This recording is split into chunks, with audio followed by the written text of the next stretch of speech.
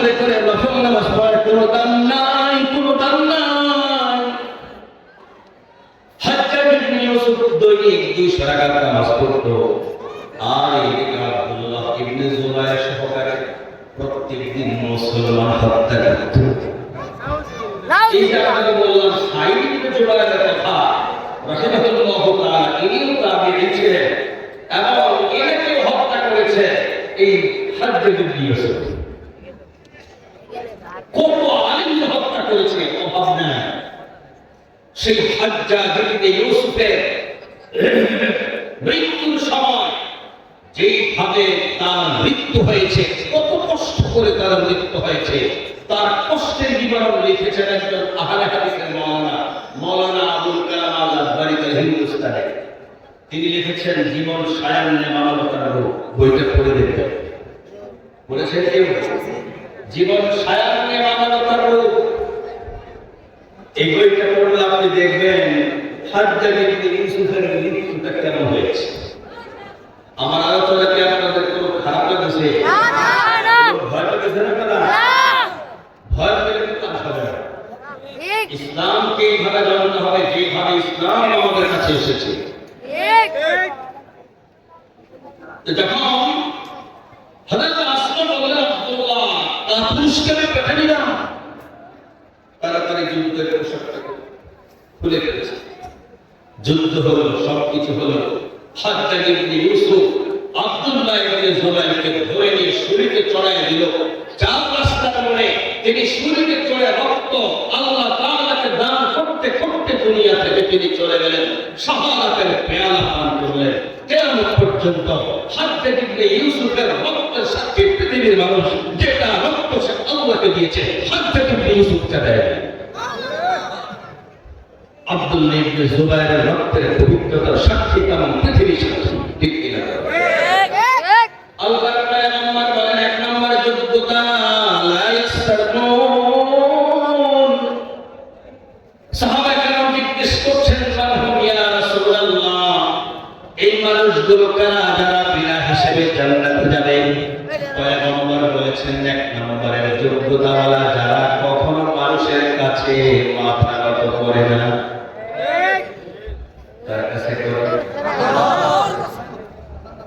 সময় তো বুঝে না। 2 নম্বর বলে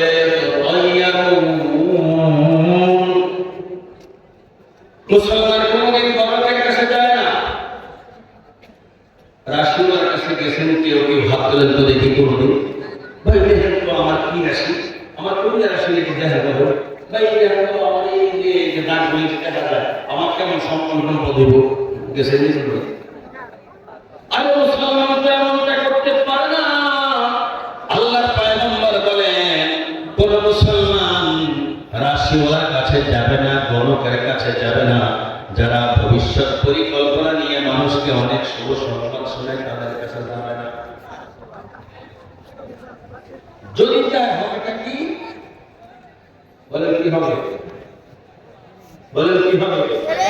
কোন মানুষ যদি গণকের কাছে যায়, তার গণনারে বিশ্বাস করে, আল্লাহর পয়গম্বর বলেছেন 40 দিন পর্যন্ত তার ইবাদত আল্লাহর কাছে যায় না। নাউযুবিল্লাহ। আর যদি হৃদয়ের উদ্দেশ্য থাকে তাহলে প্রতিদিন বেঈমান হয়ে যাবে। আল্লামা কামালউদ্দিন জামিলি রাহমাতুল্লাহ আলাইহি একটা ঘটনা লিখেছেন। এই গণকের কাছে যান, এক মহিলা বিয়ে হওয়ার পরে তার স্বামী নাই, আসলে আমাদের কেমন হয়, বিয়ে করছে, এখন স্বামী একটু ভালো না, কোথায় যে আছে কেউ দেখে ওটা। এই মহিলা অপেক্ষা করতে করতে 10টা বছর পার করে ফেলেছে। কয় বছর? 10 বছর পার করার পরে এখন সে এক গণকের সন্ধান পেয়েছে। গণকের সন্তান পাইছে, যে গণক আছে ওই গণকে কেউ হারায় গেলে আইনে দিতে পারে। খারাপ লাগছে না? তো গণকের কাছে যাও, গণক বলতেছে তুমি কোন ধর্মে? মহিলা বলতেছে আমি এটা বুঝতে পারি। আলহামদুলিল্লাহ। ঘটক ডাকিয়া বলেন, না, আমার কাছে কোন মুসলমান আসলে আমি তার জন্য এমন কোন গণনায় তারে নিয়োগ করাই না, তুমি আমার থেকে চলে যাও। মুসলমানের জন্য গণকের কাছে আসা উচিত না। দেখছেন একজন গণক, ও জানে মুসলমান গণকের কাছে যাওয়া ঠিক না। আর আমরা এমন অবস্থায় আছি, আমরা অনেক মৌলবি পর্যন্ত আছি, গণকের কাছে গিয়ে কয় লিটন জামা অনেক বড় আংটিওয়ালা, তোমার আংটি দিলে আপনার ভাগ্য পরিবর্তন হয়ে যাবে। অথচ সারা বাংলাদেশে ঘুরে ঘুরে অবস্থা কথা বলছেন তো। ওইদিকে গণকওয়ালা বলছে, মা তুমি যদি মুসলমান হও তাহলে গণক আমি গণক আমার কাছে তুমি আইছো। মহিলাকে বাবা কি হবে? মুসলমান হলে আমি একটু দিদি তুমি যাও।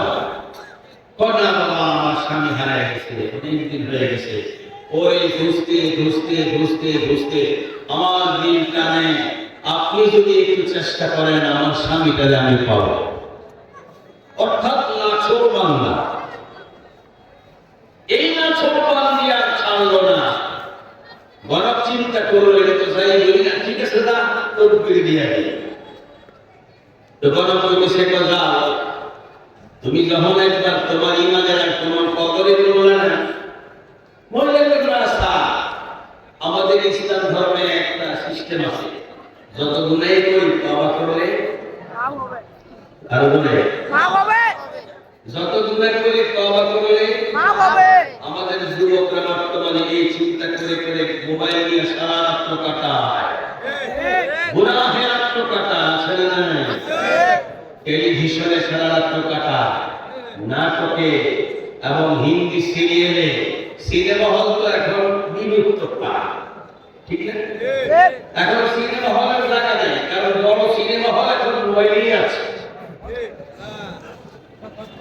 তো চিন্তা করে কোন না কই এখন তো খোলা হয়, কদিন করে খোলা হলে একেবারে দূর হয়ে যাবে। তো মহিলাকে ভালো করে তওবা করে বললাম,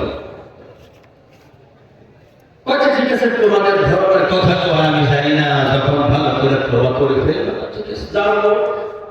চুলা মানে ঘরের উপর একটা চুলা, চুলাতে গিয়া প্রস্রাব করার পরে আমি তোমাকে তদবির দেবো, এর আগে না। তো মহিলা গেছে, অনেক চেষ্টা করছে, প্রস্রাব হয় না। আচ্ছা বলেন তো দেখি, প্রস্রাব হওয়া না হওয়া এটা কোনো মানুষের পক্ষে সম্ভব না সম্পূর্ণ আল্লাহ তাআলার কন্ট্রোল? মহিলা যতই চেষ্টা করছে কোনো প্রস্রাব হয় না। মহিলা চিন্তা করলো প্রস্রাব হোক আর না হোক, এটাকে বেড়া দেখছে, দেখ আমি গিয়ে কোনো পেশা করছি।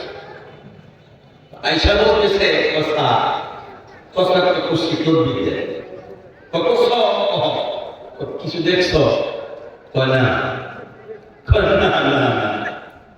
কিছু যদি না দেখো তাহলে তুমি যাও না, তোমার দিয়া হবে না, কারণ তুমি মুসলমান, তোমার ভিতরে ঈমান। যদি ঈমান না থাকতো কিছু না কিছু তুমি দেখতা।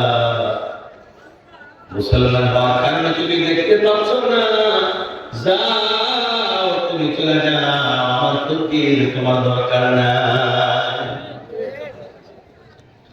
মহিলা চিন্তা করতেছে কি রে ব্যাপার, আমার এমন করে।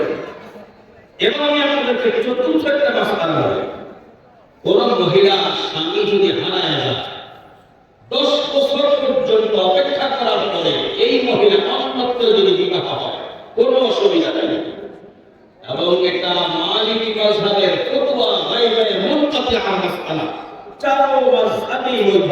কিন্তু 10 বছর পূর্ণ হওয়ার আগে কোন মহিলা কোন স্বামীর অপেক্ষা করতে করতে 9 বছর অপেক্ষা করে অন্যত্রে চলে গেল, যদি 100 বার বিয়ে হয় এই বিবাহ হবে না, জানার গুনাহ হবে। আমাদের মাইয়ারা স্বামীরা বিদেশ দিয়ে 2 বছর না থাকে টেলিফোনে নতুন নতুন স্বামী রেডি করে, কথা বলুন।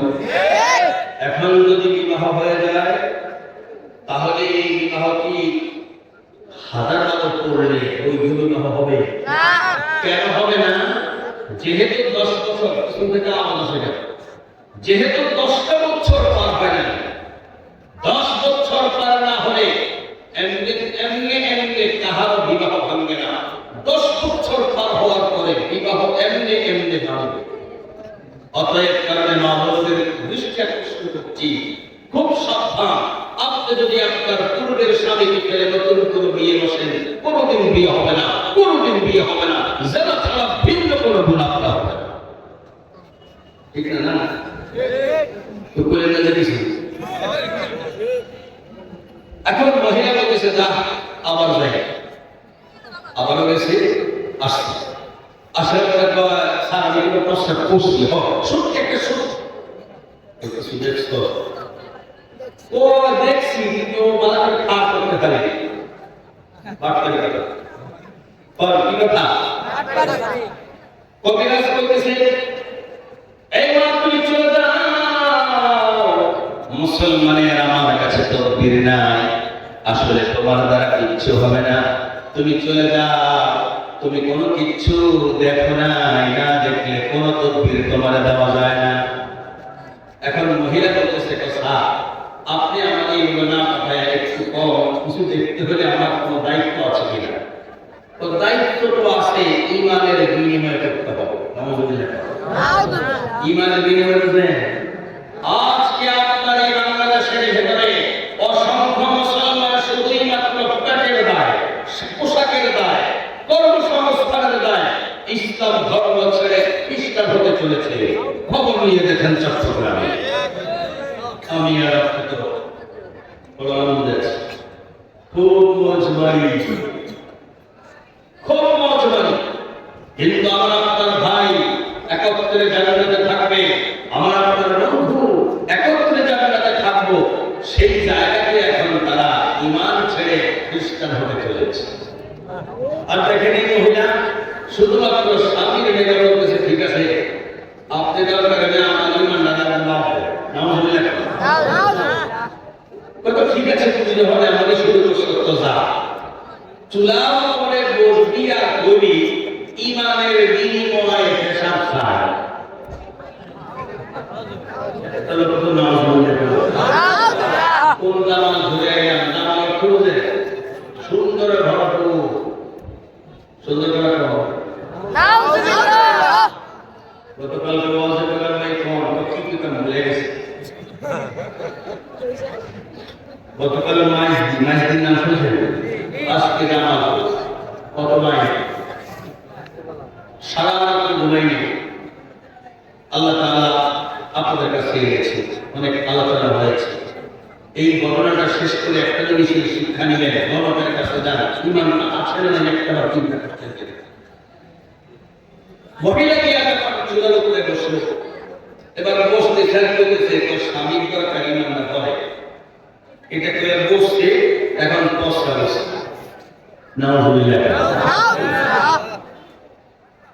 তো গণকের কাছে আসছে, আসার পরে গণক বলতেছে হয়েছে কিছু দেখছ, দেখছি কি দেখছ,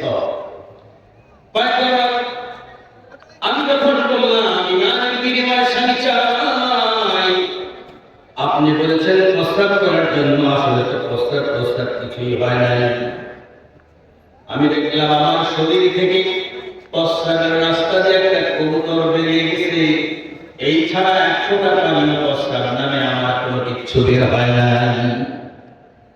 গণক বলতেছে না, যেই কবুতর তোমার শরীর থেকে বেরিয়ে গেছে এটাই হলো তোমার ঈমান। এবার বলো দেখি তোমার এই কবুতরের কালারটা কি? মহিলা বলতেছে সাদা কাপড়ের চাইতে ধবধবে সাদা। কবিরাজ বলতেছে দেখি নিঃসন্দেহে তুমি কোনো ভালো মানুষের হাতে হাত রেখে মুসলমান হয়েছ। মহিলা বলতেছে আসলে আমি আপনার নামদার তাজদারে মদিনা হাবিবে কিবরিয়া মুহাম্মদুর রাসূলুল্লাহ সাল্লাল্লাহু আলাইহি ওয়াসাল্লামের কাছে গিয়ে নিজে মুসলমান হয়েছি। কবিরাজ কবে কি তুই 7টা ঈমান ওটার বিনিময় কি করছ স্বামীর জন্য? তকবীর নিয়ে যা, তকবীর 2টা দ্বারা দিলাম, বাড়িতে গিয়ে ঘরটা খুলবি, মাঝখানে ঘরের মাঝখানে দুইটা কোপ দিয়ে দুইটা দানা লাগাই দি, সাথে সাথে গাছ হবে, সাথে সাথে ফল ধরবে। ফল কাটা একটা কোপ দিয়া কাটবি, কাটার পরে দেখবি কে যেন তোর সামনে দাঁড়াইছে তোর স্বামীকে আনে দেওয়ার জন্য। তুই তখন যদি স্বামী চাস বলবি, অথবা অন্য কোনো উদ্দেশ্য থাকলে তুই বলবি। এখন বেরির বাড়ি বেরের বাড়িতে অনেক দূর, বেরির ধরছি গুলারা ও বেঁচে যা আমার স্বামীরা দেওয়া তো গেছে, একেবারে গিয়া গাছ লাগাইছে, ফলে খুব দিছে, বিরক্ত লাগাইছে, বুঝতেছে ফলে খুব দেওয়ার পরে এখন এক দাঁড়ো বেরিয়েছে, দাঁড়ানো বেরিয়েছে কি চাও, ওই স্বামী চায়, একটু অপেক্ষা করো দেখে আসি, স্বামীর নাম ঠিক না তো দিছে। তো দেওয়ার পরে এই জাতীয় দানগুলোকে মোয়াক্কেল বলা চলে গেছে, পুরা দেশ খুঁজা আইসা বলতেছে, এ ব্যক্তি আমি সারা দুনিয়া তোর স্বামী ঠকাইলাম, দুনিয়ার কোনো জায়গায় তোর এই স্বামী নাই, হয়তো মরে গেছে, নতুবা দুনিয়ায় কোনো জায়গায় যা কিছু হয়ে গেছে, হয়তো কেউ মেরে ফেলেছে, নতুবা নিজেই নিজে মরে গেছে, তবে তোমার স্বামী দুনিয়াতে নাই। শুধু আজ নয়, আমি আমার মোয়াক্কেল থেকে সংবাদ পাইলাম, আজ থেকে 7-8 বছর আগে তোমার স্বামী দুনিয়া থেকে আউট। এখন ইমাম দিদি কত বলল, জামাই লেগে জামাই আসে বললাম বলল, এখন মহিলা চিন্তা করে, আরে ইমান দাও হারে না, স্বামী দাও হারে না, এখন কি করবে, এই দৌড়ায় গেছে। তখন জীবিত ছিলেন 7 থেকে 8 জন সাহাবী। এক সাহাবী একটু দৌড়ায় গেলেন, পুরো ঘটনাটা বর্ণনা করার পর সাহাবী বলতেছেন, না না না, এটা আমার পক্ষে সম্ভব না, তুমি সম্পূর্ণ ঈমানের বিনিময় করেছো। ওই যে আমাদের মুফতিয়ানে কেরামের মাঝে পুরো মক্কার সব মুফতিদের আমি প্রধান মুফতির নাম হযরত আব্দুল্লাহ ইবনে আব্বাস, মদিনায় যত মুফতি আছে সব মুফতিদের হেড মুফতির নাম হযরত আব্দুল্লাহ ইবনে ওমর, কুফাতে যত মুফতি আছে সব মুফতিদের প্রধানের নাম হযরত আব্দুল্লাহ ইবনে মাসউদ রাদিয়াল্লাহু তাআলা আনহু। আমি আপনাদেরকে যা কিছু শুনেছি এই ঘটনাটা একটু এই ছাড়া যা শুনেছি আলহামদুলিল্লাহ চেষ্টা করেছি ভালো কিছু শোনানোর জন্য, বাকি এখন আপনাদের ইচ্ছা হলো আপনাদের ঈমানের চিন্তা করা। আমরা কি গণকদের কাছে যাই না, কথা বলে গণক বাংলাদেশে কি নাই, রাশি বাংলাদেশে নাই, দেখবেন সপ্তাহের প্রত্যেক সপ্তাহে একবার আমাদের রাশি পত্রিকায় আসে, এই রাশির পিছনে যারা ঘুরে তাদের ঈমানের সমস্যা হয়। কোনো মুসলমান রাশির পিছনে ঘুরতে পারে না, গণকের পিছনে ঘুরতে পারে না, টিয়া পাখি দিয়ে বসে থাকে, কয় টিয়া পাখি দিয়ে আপনার ভাগ্য না যাচ্ছে আছে না? হাদিসের 3 নম্বর অংশ হলো ওয়ালা রাব্বিহিম ইয়াতাওয়াক্কাল, মুমিন ভরসা করবে কার উপর? 1 নম্বরে বলেছিলাম মুমিন কাহার কাছে মাথা নত করবে না, 2 নম্বরে বলেছিলাম মুমিন কোন ধর্মের কাছে যাবে না, 3 নম্বরে মুমিন ভরসা করবে কার উপর? এই 3 যোগ্যতা যার কাছে থাকবে ওই মানুষটা পয়গম্বর বলছেন ইয়াদখুলুল জান্নাতা মিন উম্মতি 70 আলফাম বিগাইরি হিসাব। ক্বালু মান হুম ইয়া রাসূলুল্লাহ? قال هم الذين لا يسترقون ولا يتطيرون وعلى ربهم يتوكلون। হাদিস পড়লাম, কোরআনের আয়াতের লক্ষ্যণা দিয়ে সাজ পড়লাম। আল্লাহ কোরআনে বলেন ওমান ইয়াতাওয়াক্কাল আলাল্লাহি ফাহুয়া হাসবুহ, যে শুধু আল্লাহর উপর ভরসা করে আল্লাহ তার জন্য যথেষ্ট। আপনারা কি এখন আল্লাহ আমাদের জন্য কি যথেষ্ট? কার জন্য যথেষ্ট? হাত উঁচু করে দেখা। আল্লাহ আপনি আমাদের জন্য এই কথাগুলোর উপর আমল করে সম্পূর্ণ সহিহ আকীদার উপর আমল থাকার তৌফিক দান করেন। আমিন। একটা মধ্যে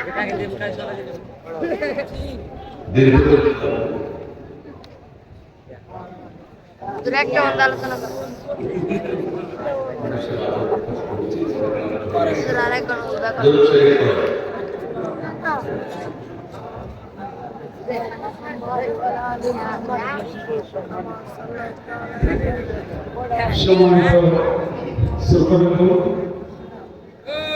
আজকের এই আয়োজন জামিল হোসেন আশরাফুল মাদ্রাসা বাৎসরিক মাহফিল প্রতি বছর হয়। গত বছর ১ নভেম্বর হয়েছিল, এবছর ২৫ নভেম্বর। আপনারা হযরতের মুখে অত্যন্ত গুরুত্বপূর্ণ আলোচনা শুনেছিলেন। আমরা এবছর দুজন শাইখুল হাদিস আল্লামা মাহবুব খায়ের ভৈরবী, আল্লামা মুজাম্মেল ফারুক কাসেমী, হযরত দারুল দাওয়াত ফারাক হয়ে চলে আসছেন। এখন উনি শাইখে বুখারী হযরতের মুখে তথ্যপূর্ণ এবং হাদিস অনুযায়ী কথা শুনতেছিলাম। আমরা হযরতের জ্ঞান করবো, আলোচনা শুনে আমাদের জীবনে যেন আল্লাহ তাআলা আমাদেরকে এটাকে পথে বসে কবুল করার জন্য তৌফিক দান করেন, পরিশেষে আল্লাহ তাআলা আমলে করার তৌফিক দান করেন। এখন আমাদের হযরতের কথা ছিলেন যে 25 তারিখে মাহফিলটা 25 তারিখে শেষ হয়ে যায়। একেবারে কাটায় হযরত শেষ করতে যাচ্ছেন যে এখন দোয়া হয়ে যায় যে 25 তারিখে হযরত 25 তারিখে শেষ হয়ে যায়, কেউ যাতে ধৈর্যচ্যুত না হয়ে যায়। আলহামদুলিল্লাহ আজকে এই পর্যন্তই। যারা অত্যন্ত পরিশ্রম করে কষ্ট করে ত্যাগ স্বীকার করে আপনারা এসেছেন, আপনাদেরকে মোবারকবাদ জানাই। পাশাপাশি আমরা আপনাদেরকে সুন্দর ব্যবস্থা করতে পারি নাই, এই জন্য আন্তরিকভাবে দুঃখিত। আগামীকালে আগামী বছর ইনশাআল্লাহ আপনাদেরকে এই মাহফিলে আসার আমন্ত্রণ রইল। আল্লাহ তাআলা আমাদেরকে আসার জন্য তৌফিক দান করেন। আগামী বছর আল্লাহ তাআলা নেক দান করবেন, আমিন। আল্লাহ আমাদেরকে আগামী বছর পর্যন্ত নেক দান করেন। যে সমস্ত কথাগুলো আসরের পর থেকে শুনছি দেখছি, আল্লাহ তাআলা আমলের দ্বারা পরিপূর্ণ করে দিয়ে দেন। একটু জরুরি এলান শুনি যে আমাদের এই মাহফিলের কথা শুনলে অনেকে ওয়াকাতের পুরুষ মহিলা মেয়ে বাস থেকে শুরু করে আমরা এবছর এগুলো বাস একটা দিন বাস কেটেছিলাম। মহিলারা বলেছে হুজুর 4 থেকে 9 নেবেন না। আমার গত বছরের কথা মনে আছে, একজন পুরুষের কাছে একটা বাস চেয়েছিল আমাদের ওস্তাদরা, কিন্তু মহিলা তাকিয়ে দেখেছিল পুরুষটা বাস দিল না এবং অনেকগুলো কথা বললো, বাসকে মাটির নিচ থেকে আপনারা উঠেছেন হুজুর চক্র। এই মহিলা দূরে থেকে দেখেছে, দেখা পরে মহিলা হুজুরদেরকে ডাকতে বলছে হুজুর এদিকে আসেন। আসার পরে বলে কি বলেন আমার কারণ বলে আমার ঝাড় থেকে 10টা মাস কেটে নিয়ে যাবে। আমার মাস 10টা কেটে নিয়ে যাবে। আলহামদুলিল্লাহ আল্লাহ পাক এই প্রতিষ্ঠানের জন্য আপনাদের অক্লান্ত পরিশ্রম দরদের টাকা নিজের প্রয়োজন থেকে এই প্রতিষ্ঠান হঠাৎ দান করেছেন। এই দাদা ভাইদের জন্য দোয়া করব। অনেকে প্যান্ডেলে অনেকে লাইটের ব্যবস্থা করেছেন, মাইকের ব্যবস্থা করেছেন, এক ভাই শুনে বিছানার ব্যবস্থা করেছেন আপনাদের বসার জন্য। এছাড়া 10 টাকা থেকে শুরু করে হাজারো হাজার টাকা যারা দান করেছেন তাদের জন্য এখন দোয়া হবে ইনশাআল্লাহ। আল্লাহ তাআলা সবাইকে খায়ের ফয়সালা করবেন। এছাড়া বিভিন্ন মাদ্রাসার জলসা হবে। আমাদের এখানে মহিউসুন্নাহ মাদ্রাসা আছে চকদার একটা, সেখানে একজন যুবক বক্তা আসবেন গলাবে আবু সাইদ আহমদ সাহেব। আপনাদের আমন্ত্রণ আগামী 7 তারিখে। এখানে প্রধানমন্ত্রী থাকবেন আমাদের মাননীয় ধর্মমন্ত্রী আলোচ করে দেবেন বন্ধুরা, আপনাদের যাওয়া আমন্ত্রণ রইল। এছাড়াও মাননীয় ধর্মমন্ত্রীর এক ভাতিজা দোয়া চেয়েছেন মাহবুবুর রহমান খান, ওর জন্য দোয়া করবেন, আল্লাহ তাআলার জন্য দোয়া চেয়েছে। এছাড়া আরো অনেক রুগীরা দোয়া চেয়েছে, অনেকে উপরে রাস্তায় বসে আছে, দোয়া চেয়েছে হুজুর দোয়া করবেন আমাদের জন্য। দোয়া করবেন ইনশাআল্লাহ, জাতির উদ্দেশ্যে দোয়া করবো। আল্লাহ তাআলা যেন আমাদেরকে খায়ের ফয়সালা করবেন আর এই মাহফিল খুশি রাখবেন, এলাকার ভিতরে তিনি হাওয়া চলে দেন। আমরা হযরতের জন্য দোয়া করবো। অত্যন্ত জ্ঞান গর্ব আলোচনা করেছেন। শাইখে বুখারী সমাজ যখন বলতেছিলেন তখন আমরা বলছি এবার বুখারী সে ধর্ম পড়াই দেবেন। এছাড়া আমার হাতে একটা কাগজ আছে রিয়াজের জন্য নুরানি হাফেজ মাদ্রাসা এখানে। এছাড়া এটা তাদের 2 তারিখে 2 ডিসেম্বর, আবার 8 ডিসেম্বর আমাদের তিনখানা মাহফিল হবে ইনশাআল্লাহ। আমরা এরপর পরে এই মাহফিলগুলোতে শেষ করবো ইনশাআল্লাহ। আল্লাহ তাআলা আমাদের সবাইকে কবুল করবেন। আপনাদেরকে ত্রুটিপূর্ণ ব্যবস্থাপনা আপনাদেরকে আন্তরিকভাবে দুঃখিত। আমাদের কার্যকরী কমিটির ভবিষ্যৎ যারা আছেন ওদের জন্য দোয়া করবো। আল্লাহ তাআলা যেন এই পরিচালনা কমিটিকে এলাকাবাসীকে নিয়ে জ্ঞান দান করেন। মাথা গোষ্ঠী আল্লাহ তাদেরকে বরকত, যারা সার্বিক সহযোগিতা করেছেন মেলাতে প্রতিদিন শ্রম দিয়ে, টাকা দিয়ে, পয়সা দিয়ে সবাইকে আল্লাহ তাআলা কবুল করে দেন। এবং আজকে আপনাদের সাথে আমাদের কথা, আল্লাহ তাআলা সবাইকে গায়ে পড়বে দোয়া করে সামনে দোয়া করে আমরা যা রাকিব ইনশাআল্লাহ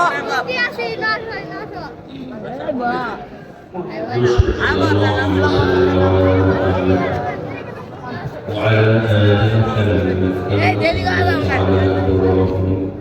وعلى آل إبراهيم إنك حميد مجيد اللهم بارك على محمد وعلى آل محمد كما باركت على إبراهيم وعلى آل إبراهيم إنك حميد مجيد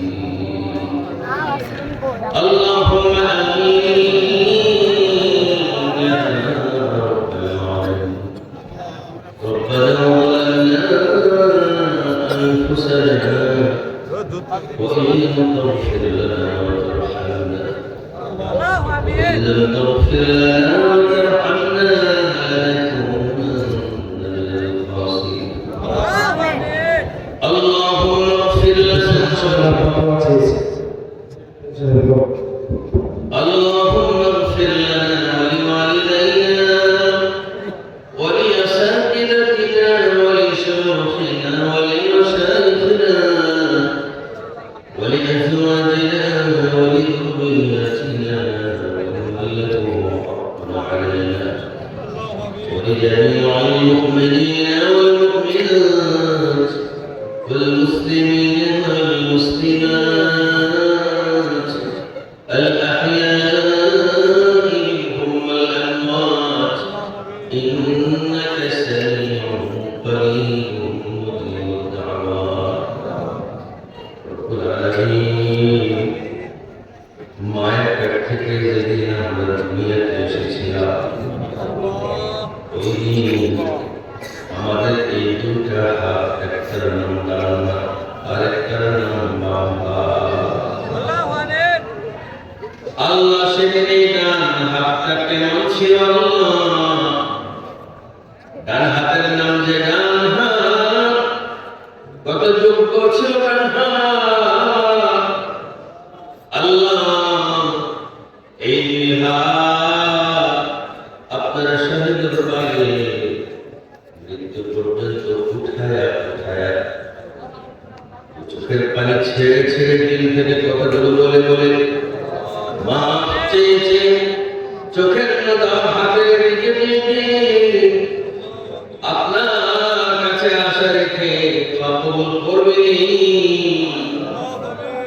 এমন ভাবে যদি জীবনটা শেষ করা যায়, আপনি দুইটা হাত আমল আমার জন্য না নিয়ে শুধু তার হাতটাকে পছন্দ করে নিয়ে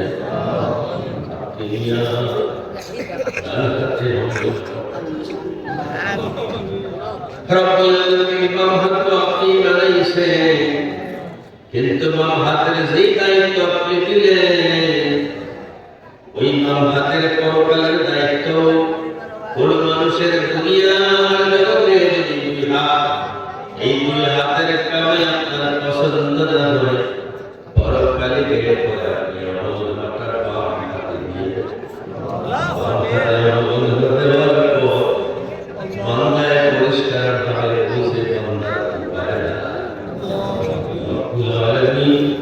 আমরা যত গুণা করলাম সব গুণা ভিতরে যদি বসে, কিন্তু গুণা করছে যে অঙ্গরা এগুলো একটাও ঠিক করে দেয়, প্রত্যেকটা এই হাত দ্বারা গুণা করলাম, ওই হাত আপনার সাথে দরবারে আসা ছিল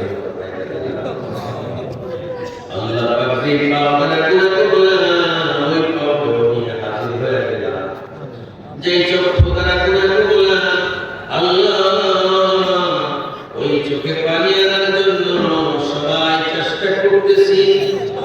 রব্বুল আলামিন, যে মুখ দ্বারা গুনাহ করলাম, আজকে ওই মুখ দ্বারাই বলতেছি ক্ষমা চাই।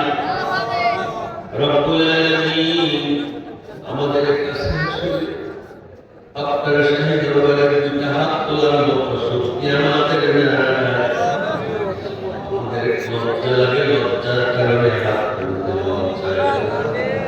কিন্তু একটা পর্দা দেখছি, আল্লাহ হাতের উপরে, আল্লাহর মাহফিলে, মাদ্রাসার মাহফিল করার জন্য মাদ্রাসার আসাদায়ে কেরাম পর্দা লাগাইছে। এই পর্দা অনেক দামি পর্দা। এই পর্দার নিচে যে মানুষেরা থাকবে তাদের দোয়া নাকি কবুল হবে, তাদের হাতগুলো নাকি কবুল হবে, তাদের গুনাহগুলো মাফ হবে। আল্লাহ দয়া করে আল্লাহ এই প্যান্ডেলের ভিতরে থাকা অবস্থায় আমাদের জীবনের সবগুলো গুনাহ রব্বুল আলামিন। আমাদের কাছে কিচ্ছু নাই, তবে হাত তুলেছে বাবা। সেই হাতগুলো ভোর রাত্রে আল্লাহ 24টা ঘন্টা এরা হাতের আঙ্গুলে থুথু একটু লাগায়, আর কোরআন শরীফের পৃষ্ঠায় একটা উল্টায়, এরপরে পৃষ্ঠা করতে করতে শেষ করে দেয়, আবার পৃষ্ঠা উল্টায়। এইভাবে হাতগুলো দ্বারা পৃষ্ঠা উল্টাইছে।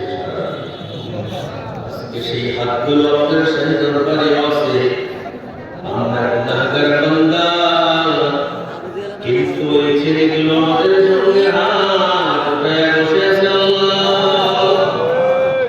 রব্বুল আলামিন এমন কিছু হাত উঠছে যে হাতগুলো হয়তো কোরআন, নয়তো হাদিস, নয়তো কিতাব, এক পৃষ্ঠা করে উল্টায় আছে, আপনার সাথে দরবারে এসে হাত তুলছে।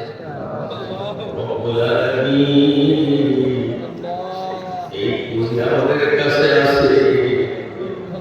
আল্লাহ এই পুঁজি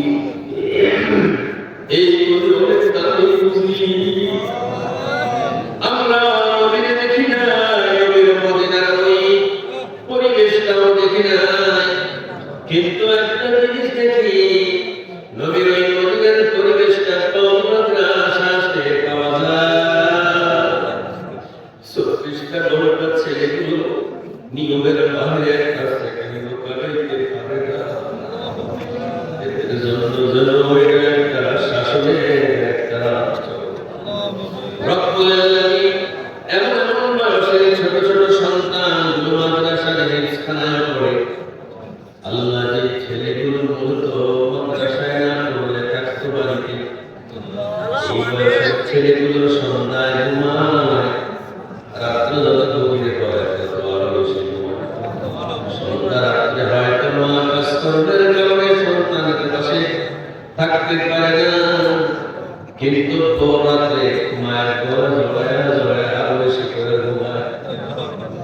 একদিন হঠাৎ করে মায়ের সিদ্ধান্ত নিছে, আল্লাহ আপনি লেখা রাখছেন আপনি আপনার তুলে নেবেন। এই জন্য মাকে বসছে কি তার কোল থেকে শিশুটা বাইর করে মাদ্রাসায় হাজির করায় আছে। হাজির করায় দেওয়ার পরে এখন সন্তান তো আর মায়ের সঙ্গে ঘুমায় না, এখন সন্তানটা তো আর বাবার সঙ্গে ঘুমায় না।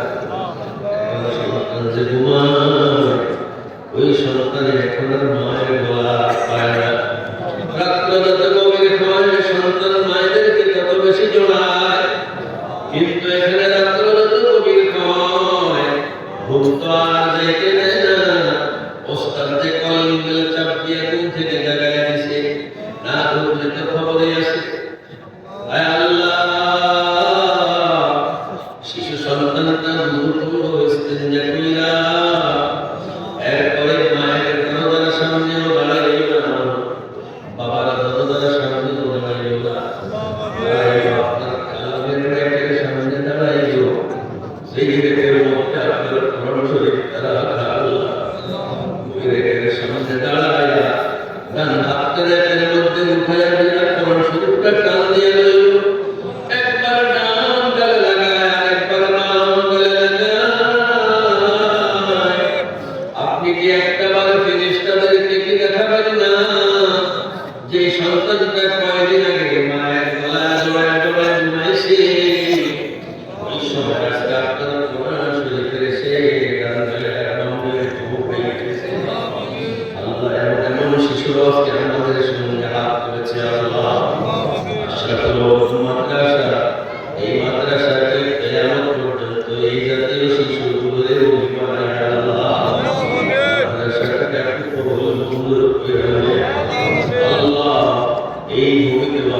করতে বসলে যেন আপনার পক্ষ থেকে সাহায্য পাওয়া যায়। মানুষের কন্ট্রোল করার জন্য আমাদের কোনো পদক্ষেপ নেওয়া দরকার হয় না। আল্লাহ, যত মানুষ মাদ্রাসা এই জীবনের শুরু থেকে প্রতিষ্ঠা লগ্ন থেকে মাদ্রাসার সঙ্গে নানাভাবে জড়িত রাখতে কবরে চলে গেছে, এই মাদ্রাসার হেফাজতের আওয়াজ কি তার কবরে একটু পৌঁছায় দিবেন না? আওয়াজ কি একটু পৌঁছায় দিবেন না? নুরানি বিভাগের আওয়াজ কি একটু পৌঁছায় দিবেন না? কারখানার ছাত্রদের অক্লান্ত পরিশ্রমের বারবার কিতাবের ইবারত আর মুতালা এই ফজিলত ওদের কাছে কে পৌঁছাইবেন না?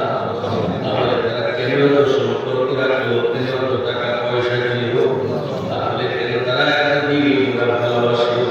মাঠটা ভরে যায়, বছরে একবার তারা এখানে এদের জন্য আসে। আল্লাহ, মাদ্রাসার কমিটি আমার কানে কানে বলেছে, হুজুর আমার মাঝখান দিয়া বড় হুজুর মাইকটা হাত নিয়ে আবার জনগণকে ডাকা, জনগণকে আবার বলতেছে, আপনারা সবাই মাদ্রাসার সেক্রেটারির জন্য করবেন দোয়া। আমি বলতে চাই, মাদ্রাসার সেক্রেটারি কেন আর সভাপতি কেন? যেই সমস্ত মানুষেরা সামান্য একটু দিল দিয়ে মহব্বত করে, আল্লাহ আজকের এই মজলিসে আপনি সবার জন্য সবকিছুর ব্যবস্থা করবেন। ইহকালীন পরকালীন সমাধান মুসলমানের ভিন্ন কোনো দরবার নাই, এই দরবার তো শুধু আপনারই দরবার। আমাদের যত চিন্তা রাখে আপনার নামে রাখে, আমাদের যত চিন্তা রাখে আপনার নামে রাখে। मगर जब जुबा पे जारी कर दीजिए शैया तय्यबा ला इलाहा इल्लल्लाह मुहम्मदुर रसूलुल्लाह व सल्लल्लाहु तआला अला खैरि खल्क़िही मुहम्मद व आलिहि व सहबिही अजमाइन बिरहमतिका या